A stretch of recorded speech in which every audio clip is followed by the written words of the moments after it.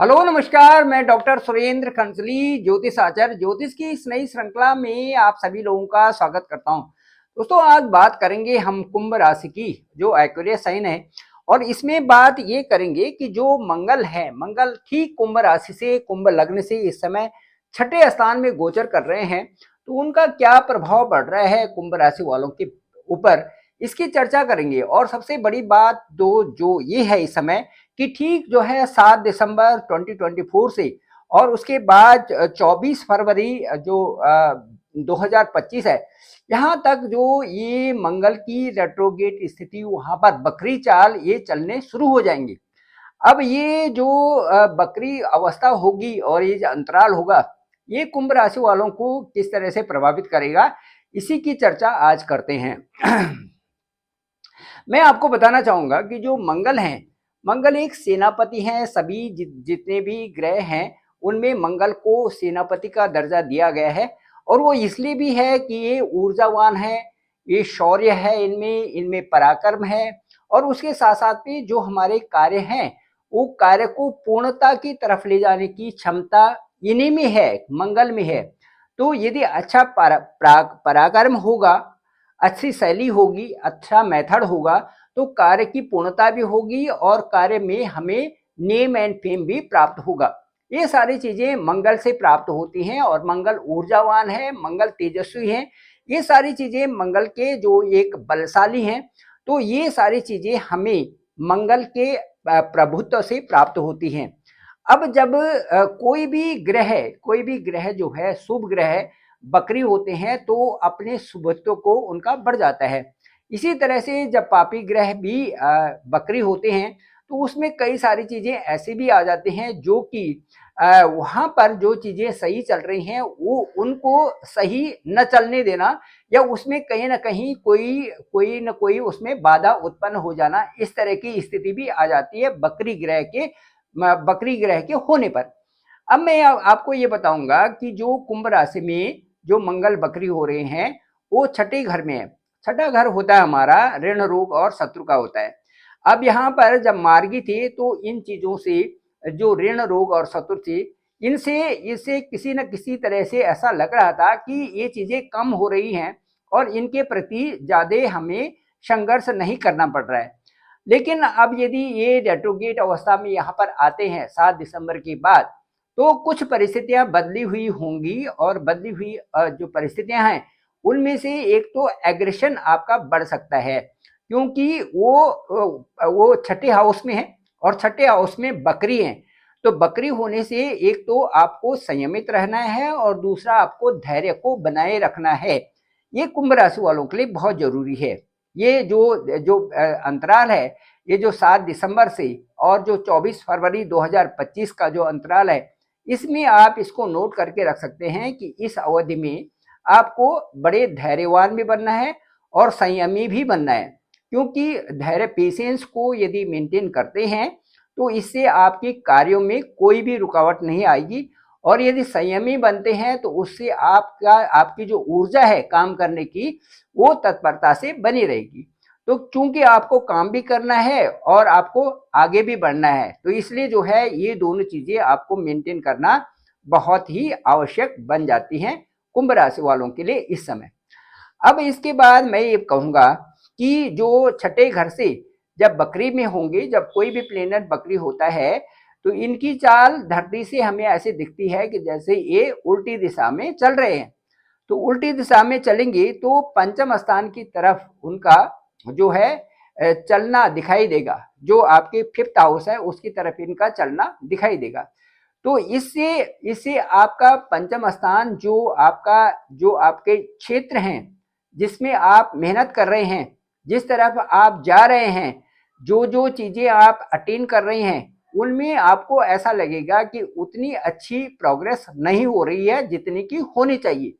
तो ये जो थोड़े दिनों का अंतराल है, इसमें आपकी सही माने तो ये धैर्य की परीक्षा होगी कुंभ राशि वालों की। और साथ साथ में संयमित की भी परीक्षा होगी। यदि आप जितना संयम बरतें, जितना आप धैर्य को रखें, तो आपके कार्य भी होंगे और कार्य धीरे धीरे होंगे, लेकिन कार्य पूर्ण पूर्ण जरूर होंगे। क्योंकि मंगल का अपना स्वभाव है। और छठे छठे घर के कारक भी हैं मंगल। इसलिए जो है मैं ये कहूंगा कि सेनापति के रूप में और इनका जो स्वभाव है वो ये है कि इनको इमोशनल नहीं चाहिए, इनको अपने कार्य करने से मतलब है। मंगल को ये है कि कोई बात बोलनी है तो उसको धड़ाम से बोल देना है। अब उसको सामने वाले को समझना है कि ये अच्छा है या गलत है। यदि सामने वाला ये समझ दे कि चलो यार ये अच्छा बोला इन्होंने, तो ये समझे कि कुंभ राशि वालों की का भाग्य अच्छा है। और यदि सामने वाला उसमें रिएक्ट करे और सामने वाले को ये लगे कि ये तो बिल्कुल जो है सही सही शब्दों का प्रयोग नहीं हुआ, तो ये कुंभ राशियों वालों का भाग्य है कि ये जो है उनके साथ में सही नहीं हो रहा है। तो इन चीजों का आपको ध्यान में रखना पड़ेगा कुंभ राशि के लोगों को, और उनको ये समझना पड़ेगा कि वास्तव में जो ये अंतराल है, जो 7 दिसंबर से और जो 24 फरवरी 2025 तक की ये अवधि है, इस अवधि में जो भी जिन लोगों के साथ संपर्क करें या जो भी अपने कार्यों को करें, उनमें कार्यों की प्रोग्रेस की तरफ ही ध्यान देना है। और अननेसेसरली जो चीजें तुम्हें ठीक नहीं लगती हैं उस तरफ आपको नहीं जाना है। प्रोग्रेस का मतलब यही है कि आप उन पॉइंट्स को टच करिए जिनसे कि किसी न किसी रूप में आपका नेम एंड फेम भी बढ़े, आपका जीवन अच्छा भी चले और आपके कार्यों में प्रोग्रेस भी हो। तो उन्हीं चीजों की तरफ ध्यान रखें तो ज्यादा अच्छा रहेगा। अब मैं ये बताऊंगा कि जो ये यहाँ पर मंगल होंगे, यहाँ से मंगल की जो दृष्टि होंगी वो कहाँ होंगी, तो ये आपके जो हाउसेस एक्टिवेट होंगे, जैसे कि मैं कहूँगा कि आपके जो हाउसेस एक्टिवेट होंगे उनमें से एक तो 6th हाउस ही होगा। उसके बाद आपका जो है एक भाग्य स्थान होगा, उसके बाद आपका लग्न होगा। ये सारे जो हाउसेस हैं ये आपके एक्टिवेट होंगी। तो एक्टिवेट होने के साथ साथ में तो मैं ये कह सकता हूं कि जो छठा हाउस है इसमें आप जैसे तीसरा हाउस है, 10वां हाउस है, छठा हाउस है, ये भी एक्टिवेट होंगे। कि तीसरा हाउस इसलिए एक्टिवेट होगा क्योंकि तीसरा हाउस मंगल का घर है, और छठा घर इसलिए होगा कि वहां पर मंगल है। और उसके बाद जो जो जो 10वां हाउस होगा वो भी इसलिए एक्टिवेट होगा क्योंकि वो भी मंगल का ही अपना स्थान है। तो ये सारे घर एक्टिवेट होंगे और इससे आपका क्या होगा कि जो 10वां घर है वो आपका करियर का होता है, इस पर भी प्रभाव पड़ेगा। जो आपका तीसरा घर है जहां पर एक अंक है, यहाँ पर भी जो आपका साहस और पराक्रम, इस पर भी प्रभाव पड़ेगा। और जो छठा घर है ये रोग ऋण और शत्रु का है, यहाँ पर भी प्रभाव पड़ेगा।